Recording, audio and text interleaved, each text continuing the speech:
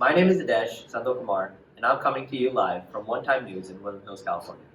Now we have a report about financial classes, which has started to become a topic for debate. We are on the ground with a reporter Tadera at El Camino Real Charter High School, who has interviewed teachers and counselors.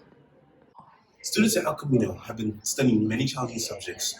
However, only recently have these students pushed for a class to become more mandatory to graduate. The class being pushed is personal financing. A letter has been sent to the California Board of Education in order to bring about awareness. However, we have yet to receive a response. No matter how hard students push, it is up to the teachers to make these classes mandatory for all students. The opinion of teachers at El Camino matter. So my name is Rachel Barony. The kids know me as Miss B. I am the college counselor. Would you be willing to support the idea of making financial classes mandatory for high school students? So I'm conflicted on that question because I would love to say yes, like I would like there to be an option. Mandatory is difficult because it's asking one person to, like, when you force someone to take something, I don't know if they're really gaining the information that they necessarily need or want versus giving them the option of all the benefits of taking a financial class, financial literacy, and just like being exposed to that information could be helpful. I think putting it on a student and giving them that power is really, really important. So I think we need to offer, I think we only offer one class. Yes. And barely anybody takes that. So I think maybe qualifying that class as a requirement, like you can get credit towards one of your A through G. I think that would be a really good enticement. If we could get that, more people would take it then. Okay, so instead of making a requirement, just like suggesting it? Yeah, suggesting it or having more options. Like, we don't even have a business class here. I think, and we have a lot of students who want to do business for college or thinking about it. If we could get a business class here, I think more students would take it and learn more about the business world and just like common sense things. Okay, thank you. Mm-hmm. Do you think financial classes should be taken online or during school in person where students are focused? I think it just depends on what type of learner they are. Some students were really successful with online learning.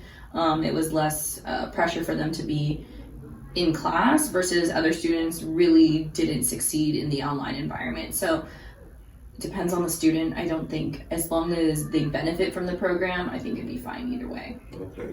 Do you think there are like any instances in which students may have to be present in performing such tasks really? I think it's nice to like be a little bit more hands-on and like have documents, but I feel a lot of classroom has been like translated to the computer. Mm-hmm. And so as long as those files and documents can be clearly identified through the online format, then it's fine. But there is something like that's nice to like see in person and hold in person just to get a feel for it. Okay, but also operating like the online billing system is very important for kids to like figure out too. Okay, because I'm just asking this because in the real world, some of them will actually have to like go for job interviews and things like that they'll actually have to do some financing in person with the other person. So I'm just saying, like, yeah, I think there's definitely a benefit of doing the classes in person and being familiar with that. But I also think it shouldn't be required. I think if students are going to take an elective that sounds interesting to them, I don't think it needs to necessarily be in person. Okay. There should be flexibility. Okay, now we're going to the simple questions. At what age should students learn about financial responsibility? I think that's so hard because you'll meet students like their first job is when they're 18, and then you have kids that have been working since they were 14. So I think students, and it goes back to like the parenting, like the power of a dollar. Like some kids get an allowance, like a monthly allowance, and they get to use that on whatever they want, versus other people, they have a job and that's their allowance. That money goes towards their gas, it goes towards their car insurance, any food or anything that they want to go out with their friends and go to a movie or to dinner. That's where that money goes. So I think like high school is a good age to start. I think middle school is still a little too young, but I think it just all depends on how much financial freedom they have with their parents. Okay, so parents ultimately affect how the kids.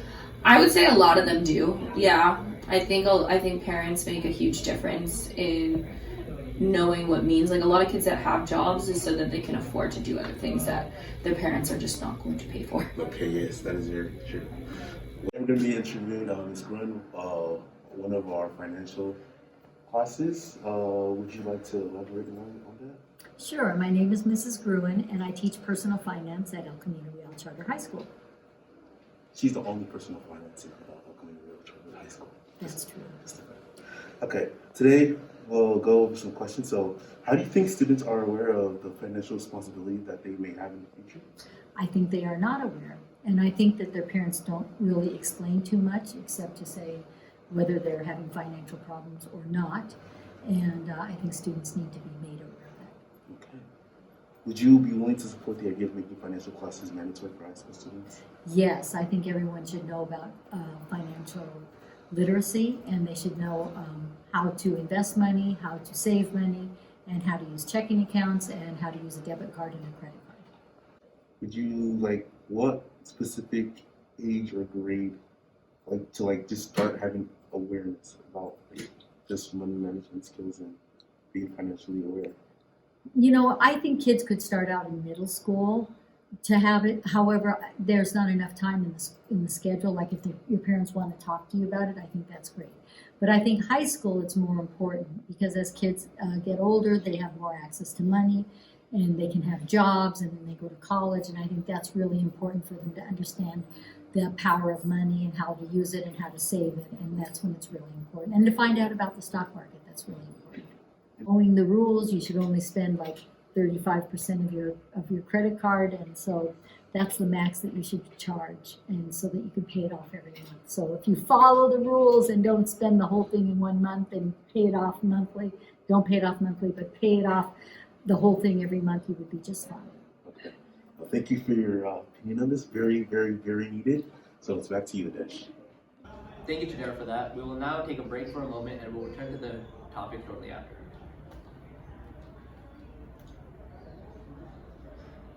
Thank you for taking my call. Before we continue, could you say the first and third digits of your security PIN? Oh, I didn't catch that. Sorry. That's the second and fourth, please. Okay, lovely. All gone through. Did you see what I did there? It's a scam. Never reveal your full security PIN, even if you think it's your bank calling. Learn how to protect yourself from fraud. Welcome back. With me now are two people with different views on the requirement of personal financing classes. We have Samuel Lee, who is an advocate for making personal finance classes mandatory, and Kai Spermeka, who opposes the proposal. Now, I would like to ask the both of you, as we can see from the interviews, what do you think of their opinions? I personally agree with many of their opinions on personal finance classes. It is clear that students and even some adults don't know how to manage their own money, which becomes a major problem as we go further into our lives. This problem can be fixed with the mandating of personal financing classes. I certainly disagree. Financial literacy is an acquired skill that has been taught primarily by parents for decades. Mandating these classes will only waste school funding and prevent a strong focus on core classes like math and English.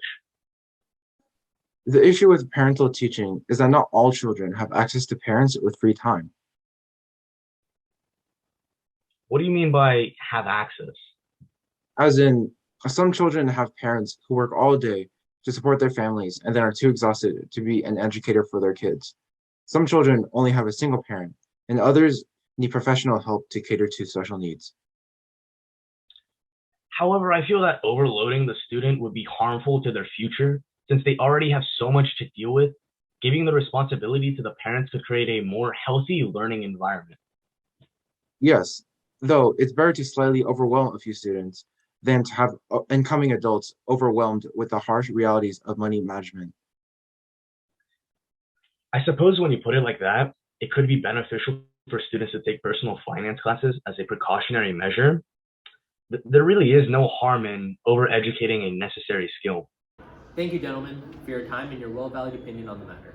That will be all for today, and we will catch you later on One Time News.